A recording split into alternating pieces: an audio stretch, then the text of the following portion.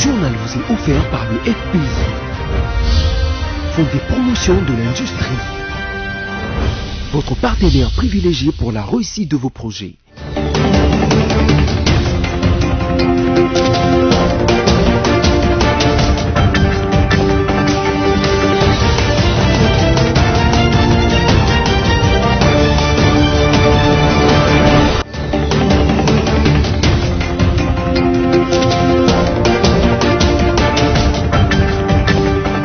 Bienvenue à ce nouveau numéro du journal sur VSC Télévision. Voici les sommaires.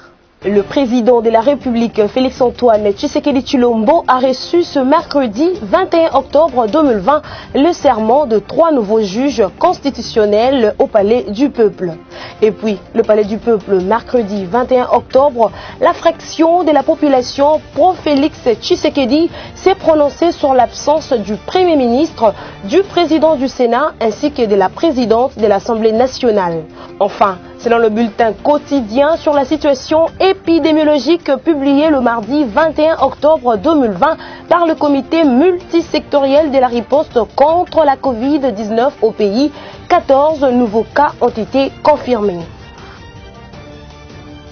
Encore une fois, bienvenue dans ce journal. Le président de la République, Félix-Antoine Tshisekedi Tshilombo, a reçu ce mercredi 21 octobre 2020 le serment de 3 nouveaux juges constitutionnels au Palais du Peuple. Nommé le 17 juillet, Kalouba Diboué Dieudonné est proposé par le président de la République. Kalume Yasengo Alphonse et Kamulete Badibanga Dieudonné, eux, sont du quota du Conseil supérieur de la magistrature. Merci, c'est Mayangila pour le détail. Moi, Dieudonné Kamuleta Badibanga, je jure solennellement. C'est fait, les 3 juges nommés par ordonnance présidentielle du 17 juillet ont prêté serment devant le chef de l'État au cours d'une cérémonie organisée dans la salle des congrès du Palais du Peuple.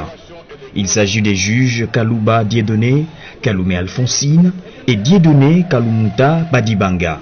Une brève cérémonie qui s'est déroulée en l'absence de Janine Mabunda et d'Alexis Tambwe Mwamba, respectivement président de l'Assemblée nationale et président du Sénat, tous deux membres du Front commun pour le Congo FCC. Le Premier ministre Sylvestre Ilunga Ilunkamba n'était pas non plus présent dans la salle. Certains cadres du FCC, comme le gouverneur de la ville de Kinshasa, Jean-Tini Ngobila, étaient tout de même présents. Cependant, certains observateurs pensent que le chef de l'État, Félix Tshisekedi, a violé la Constitution et que le Conseil supérieur de la magistrature n'avait pas désigné des nouveaux juges car les mandats de ceux qui sont remplacés n'étaient pas encore effectifs. Notons que l'absence de certains diplomates accrédités a été observée dans la salle. Dans une déclaration politique, le Front commun pour le Congo, FCC, dit refuser toute tentative de violation manifeste et intentionnelle de la Constitution et ne se sont pas concernés par la prestation des serments des juges de la Cour constitutionnelle. Suivez. De nul effet.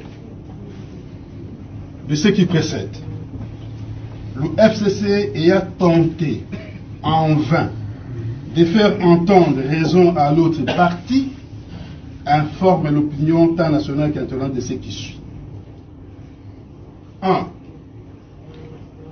Le FCC refuse de cautionner toutes les violations intentionnelles et manifestes de la Constitution et ne se sent pas concerné par la cérémonie irrégulière de prestation de serment projetée ce mercredi 21 octobre 2020.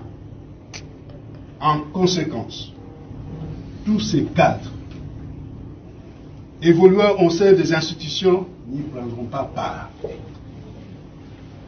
2. Le FCC dénonce la violation intentionnelle du siège du Parlement et appelle la population qui a massivement voté par référendum la Constitution en vigueur de se tenir prête à résister et à s'opposer à toute tentative de passage en force tendant à imposer le fait accompli d'une nouvelle cour aux ordres assises sur des graves violations des dispositions basiques de la Constitution partant à toute dérive dictatoriale. Il invite le président de la République au strict respect de son serment constitutionnel, à savoir observer et défendre la Constitution et les lois de la République. 4.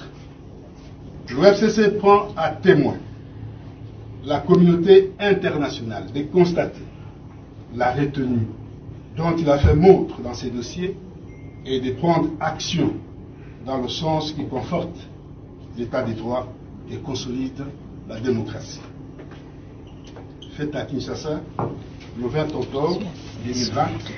Après la prestation des serments de nouveaux juges de la Cour constitutionnelle ce mercredi devant le chef de l'État, plusieurs réactions politiques ont été enregistrées, soit dans le sens de soutenir cette initiative, soit de la dénoncer. Lien Valuzolo. Plusieurs réactions ont été enregistrées après la prestation des serments des nouveaux juges de la Cour constitutionnelle. D'abord celle de maître Jean-Claude Katende de la ZADO qui fustige le fait que les militants de l'UDPS aient entonné l'hymne de leur parti dans l'hémicycle du Palais du Peuple. L'UDPS exagère. On ne peut pas entonner l'hymne d'un parti politique dans une cérémonie qui concerne la République. C'est une attitude que je condamne avec fermeté, a-t-il tweeté, et d'ajouter que la République n'appartient pas à l'UDPS. On n'a pas combattu l'ancien régime pour vivre ça. Patrick Kanga du PPRD est revenu sur les discrédits de la haute cour qui a autorisé cette cérémonie. Toutes les requêtes disposées à la Cour constitutionnelle actuelle devraient être retirées.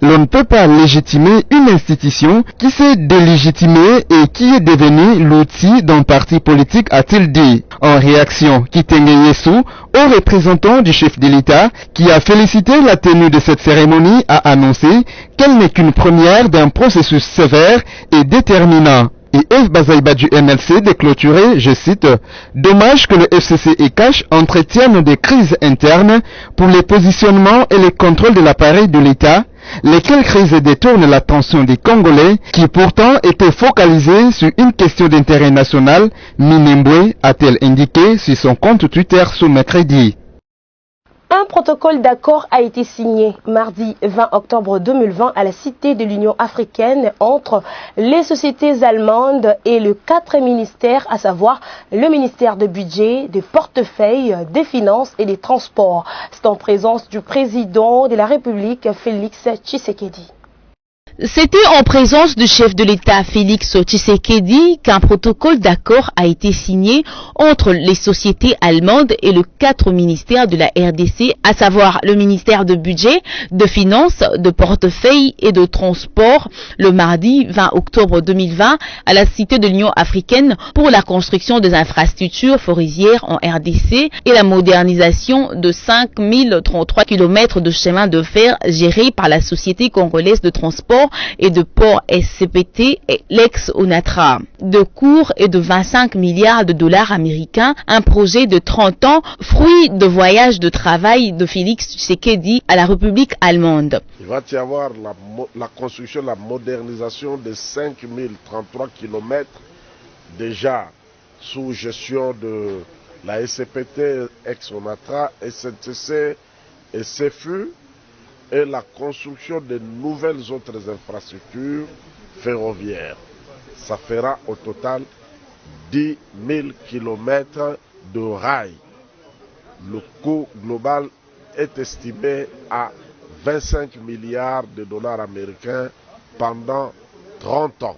Ce projet pourrait réunir tout le 26 provinces de la RDC par la voie ferroviaire. Dès que les partenaires ils rentrent maintenant, ils vont mobiliser les fonds, ils vont nous amener des études de faisabilité, on va s'asseoir ensemble et les travaux pourront commencer.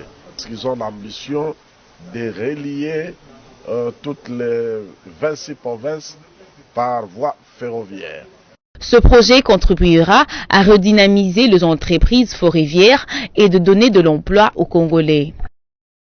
À Kinshasa, l'on voit de bon œil la hausse des prix des matières premières sur le marché international. Cette nouvelle réjouit les autorités congolaises, comme l'ont témoigné les membres du comité des conjonctures économiques réunis mardi 20 octobre autour du Premier ministre Sylvestre Ilunga Ilunkamba pour passer au peigne fin la situation économique du pays. On écoute Jean-Lucien Boussa, ministre du Commerce extérieur, au sortir de cette réunion. La réunion du comité des conjonctures présidée par son Excellence Monsieur le Premier ministre a abordé deux questions. La première question, celle qui revient de manière récurrente, c'est la note de conjoncture du ministère du Plan, présentée par le vice-ministre du Plan. Et puis c'est la note d'information du ministère des Mines, présentée par les ministres des Mines. Ce que nous pouvons noter, c'est le contexte international qui est marqué par une projection de taux de croissance pour 2021 de 5,2%. Et nous pouvons aussi noter le moratoire décidé par le ministre des Finances du G20 par rapport au service de la dette des pays les plus pauvres. Le contexte national, il s'agit donc de l'analyse des indicateurs macroéconomiques. Là-dessus, le secteur réel est marqué par la stabilité relative des prix et la décélération de l'inflation, aussi bien à Kinshasa, Lubumbashi qu'à Goma. Le secteur extérieur est marqué par l'appréciation la stabilité de notre monnaie au niveau officiel, mais aussi il est marqué par une évolution des cours des matières premières qui est très favorable. Les prix des matières premières se comportent très bien, sauf quelques produits dont le cobalt et les manganèses, dont les prix sont plutôt stables. On peut considérer ça comme ça. Donc en gros, nous pouvons dire que la situation économique est très bonne et il appartient au gouvernement de continuer à travailler pour qu'au niveau de finances publiques, les finances qui se comportent aussi bien, que la même discipline se poursuive pour que la relation entre finances publiques, prix intérieur, dépréciation, appréciation de la monnaie soit maintenue. Selon le bulletin quotidien sur la situation épidémiologique publié le mardi 21 octobre 2020 par les comités multisectoriels de la riposte contre la Covid-19 au pays, 14 nouveaux cas ont été confirmés, dont 5 au nord Kivu, 4 à Kinshasa, la capitale, 3 au sud Kivu et 2 dans le Haut-Katanga, Alice Kabango. 185 échantillons ont été testés, 5 nouvelles personnes déclarées guéries au nord Kivu, dont 3 à domicile et 2 dans le centre technique de Covid-19. Dans ce même bulletin, il n'a été rapporté aucun nouveau décès parmi les cas confirmés. Le bilan reste de 303 morts depuis le début de la pandémie. La répartition de cas dans les 21 provinces touchées par la pandémie de la Covid-19 est la suivante. Kinshasa, 8279 cas, Nord Kivu, 10 069 cas, Congo central, 524 cas, Haut-Katanga, 344 cas, Sud Kivu, 318 cas, Ituri, 178 cas, Lualaba, 120 cas, Ouélé 9 cas, Chopo 56 cas, Nord Ubangi 37 cas, Équateur 20 cas, Sud Ubangi 37 cas, Kwilu 6 cas, Tanganyika 6 cas, Kasaï oriental 4 cas, Maniema 2 cas, Olomami 1 cas, Kasaï central 1 cas, Kwango 1 cas et la Chuapa 1 cas. Au total, il y a eu 10 362 personnes guéries. 2 morts dans un éboulement de terre mardi 20 octobre 2020 dans la ville de Kenge, province de Kwango. Les victimes sont une fille de 10 ans et un garçon de 12 ans. Les détails avec Espérance Lovuno. Un éboulement de terre dans la ville de Kenge, province de Kwango, a donné la mort à 2 enfants, dont une jeune fille de 10 ans et un garçon de 12 ans, mardi 20 octobre 2020. D'après Belari Mouyangi, journaliste à Kenge, qui a livré cette information, l'éboulement a eu lieu au moment où les victimes creusaient de l'argile qui leur avait été commandée. Aux révélations de ce journaliste, ces enfants ont été recrutés par un certain Sabrousse pour lui creuser de l'argile appelée terre jaune, destinée à la construction de sa maison semi-durable. Ces enfants ont creusé plus loin pour avoir la terre jaune de bonne qualité, telle qu'avaient exigé les commanditaires. Malheureusement, il est arrivé que la terre s'est affaissée jusqu'à couvrir le victime. Ici de noter que les recruteurs de ces enfants est aux arrêts et toutes les dispositions sont prises pour éviter la récidive. Les maires de la ville de Kenge, Augustin Vouzi, a recommandé aux parents de ne plus laisser leurs enfants se lancer dans de tels travaux ou business. Rendons-nous dans la province du Tanganyika. Après des affrontements qui ont opposé le milicien Bantou au toit, le calme est revenu le mardi 20 octobre 2020 au village Monde, situé à 14 km du territoire des Kabalo dans cette province. Sophia Zaorati signe ce reportage.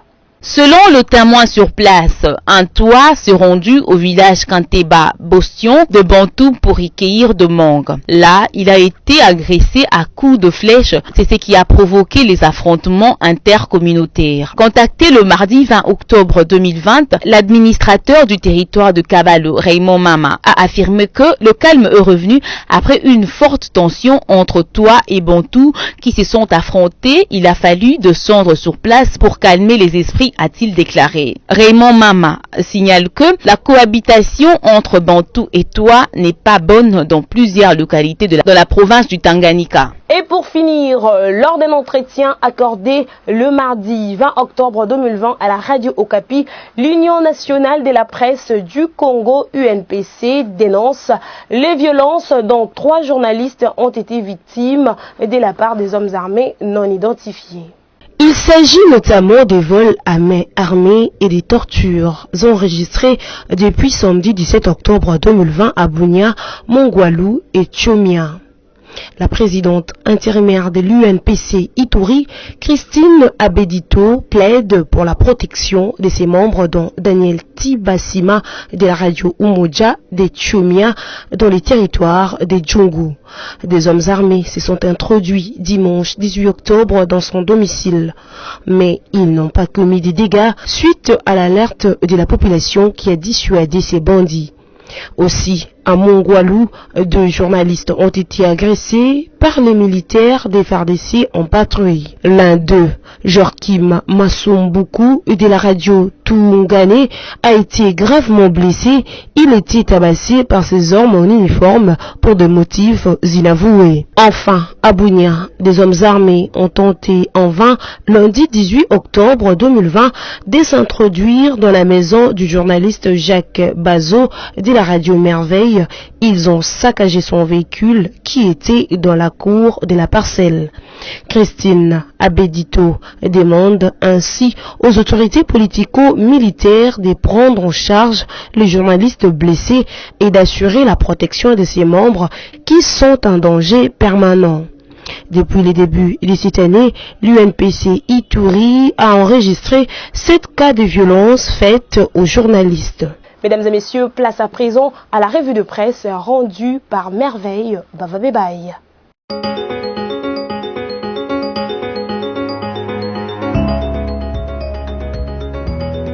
L'actualité se poursuit avec la revue de presse, mesdames et messieurs, prestation des serments de 3 juges ce mercredi au Palais du Peuple. Que va faire le tandem Mabunda-Tambwe, s'interroge au Forum des As. Les 3 juges récemment nommés par ordonnance présidentielle du 17 juillet dernier à la Cour constitutionnelle ont prêté serment ce mercredi 21 octobre au Palais du Peuple.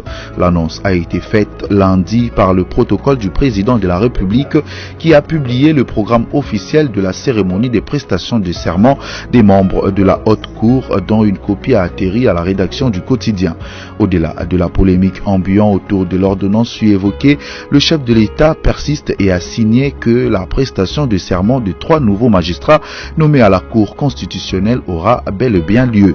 À preuve, le communiqué officiel du protocole du président de la République a diffusé en boucle à la radio et à la télévision, sans doute pour que personne n'en ignore. Et pour ne pas faire les choses à moitié, le cabinet du chef de l'État avait adressé des invitations officielles au président, à tous les chefs des corps, dont le président des deux chambres du Parlement. Restant dans la même optique d'idées avec Zoomeko.net, serment de haut magistrat, le FCC rappelle à Tshisekedi l'obligation de respecter son serment. Le Front commun pour le Congo FCC continue à marquer son opposition à ce qu'il qualifie de forcing opéré par le président de la République en nommant les hauts magistrats à la Cour constitutionnelle. La plateforme de Joseph Kabila invite ainsi le président de la République au strict respect de son serment constitutionnel, à savoir observer et défendre la Constitution et les lois de la République. Dans un communiqué publié à l'issue de la réunion de tous les hauts cadres du FCC, l'ex-mouvance présidentielle refuse de cautionner toute violation manifeste et intentionnelle de la Constitution et ne se sont pas concernés par la cérémonie irrégulière projetée mercredi 21 octobre 2020. Pour exprimer son mécontentement, le FCC interdit à tous ces cadres évoluant au sein des institutions de prendre part à la prestation des serments des nouveaux magistrats à la haute cour. Parlons justice dans cette revue de presse pour boucler avec radiocapi.net qui titre « Les procès avocats sans frontières contre la République s'ouvrent à Kinshasa ». 6 requêtes ont été déposées devant les tribunaux des grandes instances de Kinshasa-Gombe, de Mbuji-Mayi au Kasaï oriental, de Lubumbashi au Katanga et de Kindu dans le Maniema pour une dizaine d'anciens détenus préventifs et d'autres encore en détention pour assigner l'État congolais en justice pour détention illégale et arbitraire. À Kinshasa, le procès de la première audience s'ouvre ce mercredi 21 octobre avec 3 plaignants qui seront représentés par leurs avocats. Cette action souhaite que la responsabilité de l'État soit reconnue dans les préjudices subis afin d'obtenir réparation au titre de dommages et intérêts selon un avocat sans frontières qui les accompagne. L'ONG Avocats sans frontières refuse de relever l'identité de ces requérants justifiant leur protection. Ils sont au total 10, dont 3 à la prison centrale de Makala, 3 à la Kasapa, 2 à la prison centrale de Mbuji-Mayi et 2 autres à la prison de Kindu. Fin de cette revue de presse, mesdames et messieurs, au revoir.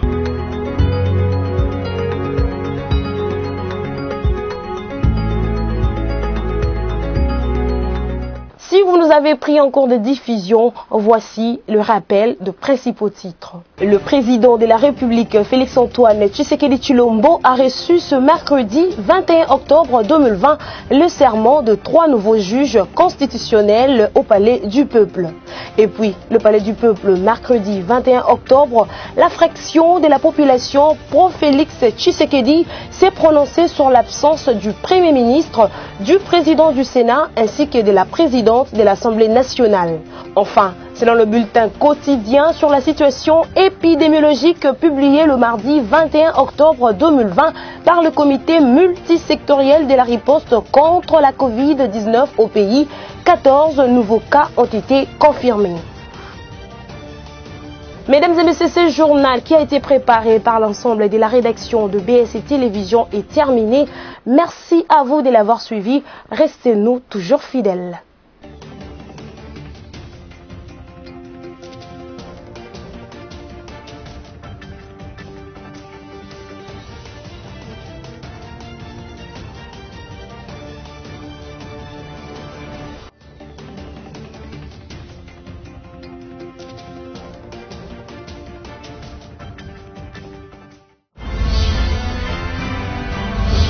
Ce journal vous a été offert par le FPI, Fonds des promotions de l'industrie, votre partenaire privilégié pour la réussite de vos projets.